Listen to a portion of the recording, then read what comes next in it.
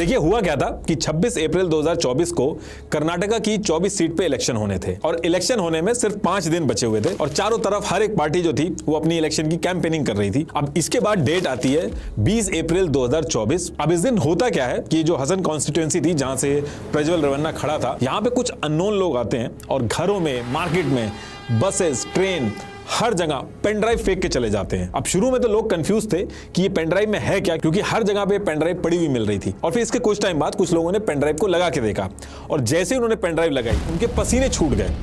उस pen drive के अंदर 2976 वीडियोस थी, जिसमें उनके एरिया के सांसद प्रज्वल रेवन्ना जो थे वो खुद उस वीडियो में दिख रहे थे और उस वीडियो के अंदर वो खुद ही उसको शूट कर रहे थे।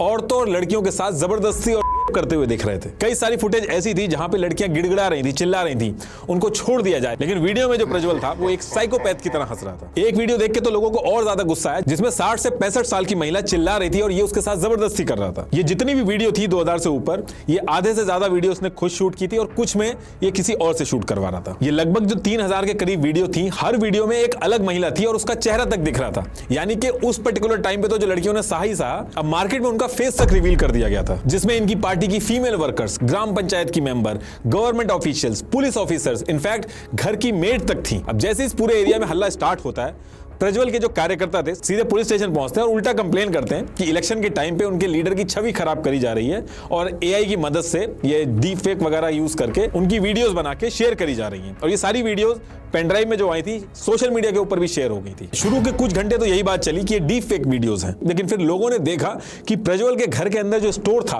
वो भी उस वीडियो में दिख रहा था। कपड़े, बैठने का स्टाइल, आसपास की जो चीजें रखी हुई थी सब एज इट इज थी। तो लोगों को ये लगने लगा कि जो वीडियोस हैं ये रियल है। अब एक तरफ 26 को इलेक्शन होने जाने, एक तरफ ये सारी बातें चल रही हैं, वीडियोस चल रही हैं, दूसरी तरफ प्रज्वल रेवन्ना जो हैं वो लोगों के घर जा जाके वोट मांग रहे हैं, औरतों की सुरक्षा पे भाषण दे रहे हैं, बैक टू बैक रैली कर रहे हैं। तो ये सारी चीजें चलती रहती हैं। इसके बाद 26 अप्रैल 2024 को इलेक्शन होते हैं।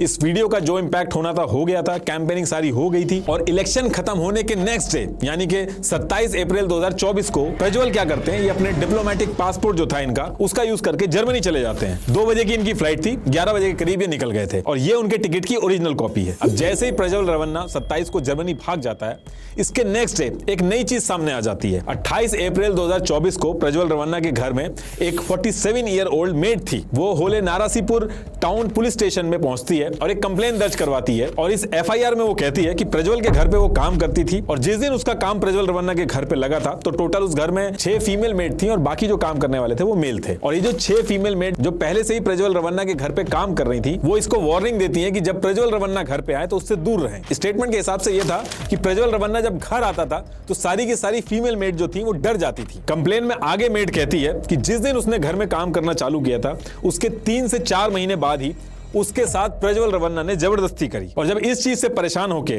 उसने प्रज्वल के फादर एसडी रेवन्ना के पास कंप्लेन की, उसके पास गई और उसको सारी चीजें बताई, तो उसके फादर ने उसकी हेल्प करने की बजाय उल्टा उसके साथ जबरदस्ती करना स्टार्ट कर दिया। तो इसलिए एफआईआर के अंदर बाप और बेटे दोनों के नाम लिखवाए इस मेड ने। और इस कंप्लेन में आगे ये भी बोलती है वो कि वो चुपचाप कई दिनों तक ये चीजें सहती रही क्योंकि उसको जान का डर था। और एक दिन किसी काम से उसकी बेटी प्रज्वल के घर आई तो प्रज्वल ने उसका भी नंबर लेके वीडियो कॉल करना उसको स्टार्ट कर दिया और यही वो टाइम था जब उसकी लड़की को परेशान करने लगा।